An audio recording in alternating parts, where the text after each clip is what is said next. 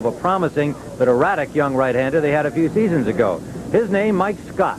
Since leaving the Mets, Scott learned a new pitch, went on to win last year's Cy Young Award. When we come back, Dick Stockton will take a look at that new pitch, the split-finger fastball, and how it's changing the game. Gimmick pitches are nothing new to baseball. Carl Hubble won more than 250 games with his screwball. There have also been variations of the old spitball. Some have mastered the knuckleball. Almost everything has been tried. Steve Hamilton pitching it. Oh, there's the volley floater, and it falls back. And Munson makes the catch. Holy cow, what a play by Thurman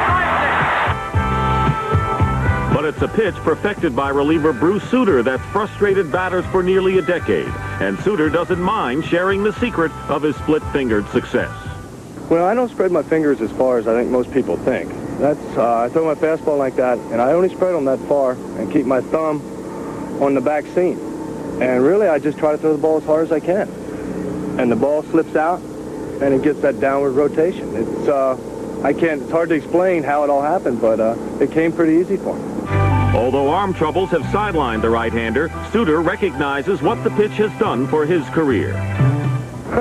It made my whole career. Without the split finger, I would have never made it to the big leagues. I mean, I was just a mediocre pitcher. And with the split finger, it changed my whole career around.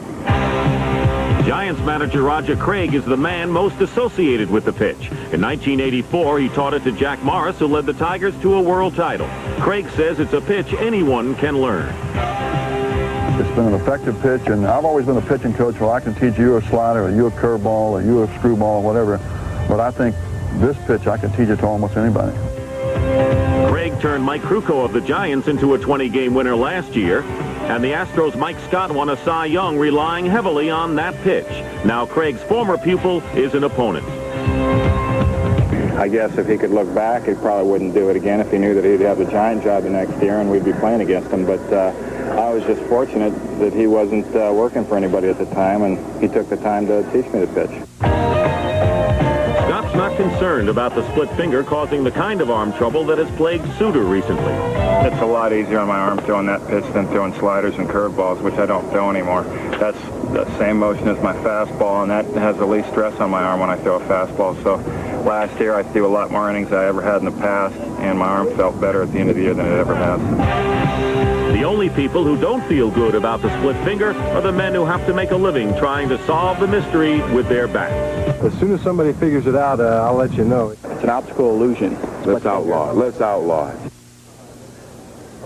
Well, here in Caesar...